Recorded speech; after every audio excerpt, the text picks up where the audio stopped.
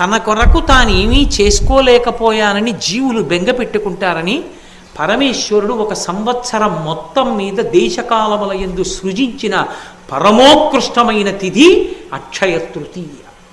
దాని పేరే అక్షయ తృతీయ. అది ఒక్క వైశాఖ మాసంలోనే. ఈ అక్షయ తృతీయకి గొప్పతనం ఏంటంటే, ఈ శరీరాన్ని విడిచిపెట్టి జీవుడు ఇంకొక శరీరానికి వెళ్ళిపోయినప్పుడు కూడా చేసిన పుణ్యాన్ని అనుసరించే ఇస్తారు. కర్ణుడి యొక్క కథలోంచి వచ్చింది అక్షయ తృతీయ. అక్షయం అంటే అది ఖర్చు అయిపోవడం ఉండదు, ఆకలి తీరాలి. ఏ జన్మలో ఉన్నా నాకు కడుపు నిండా అన్నం దొరకాలి, నేను నలుగురికి పెట్టుకోగలగాలి అనుకున్నవాడు అక్షయ తృతీయ తిథి నాడు బ్రాహ్మణుడికి స్వయం పాకం ఇచ్చుకోవాలి. అంటే కసిని బియ్యం, ఏదో 2 దుంపలో 2 కూరగాయలో కాస్త చింతపండు, 2 మిరపకాయలు, ఓ పండు తీసుకొచ్చి ఇస్తారు. స్వయం పాకం ఇచ్చుకుంటే జన్మాంతరముల యందు కడుపు నిండా తాను తిని తన చుట్టూ ఉన్న వాళ్ళకి పెట్టుకుంటాడు. ఒంటికి బట్టకి లోటు రాకుండా నేను ఎప్పుడూ చక్కగా బట్ట కట్టుకుని ఉండగలగాలి అంటే దాని అర్థం మనుష్య జన్మ కావాలి. ఆ మనుష్య జన్మలో చక్కగా ఒంటి నిండా బట్ట కట్టుకుని ఉండగలగాలనుకోవాలంటే అంచు కలిగిన బట్ట, పంచెల చాపు తీసుకొచ్చి బ్రాహ్మణుడికి దానం చెయ్యాలి. అన్నిటికన్నా దారుణమైన శాపం ఏమిటో తెలుసా జీవితానికి? నీరు దొరకదు. అందుకే చేసిన పాపం తరిమితే దాహంతో అలమటించిపోతాడు.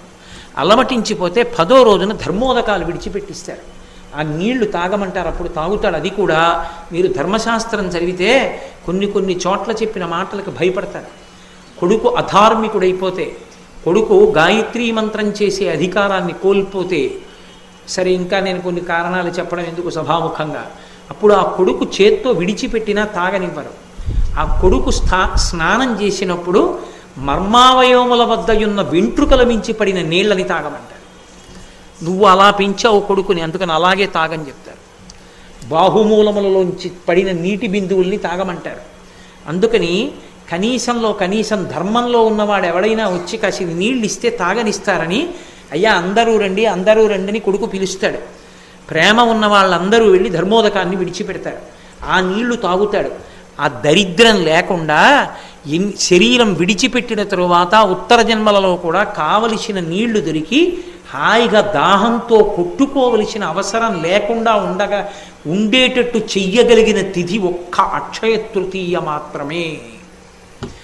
అక్షయ తృతీయ నాడు పూజ బాగా కడిగేసి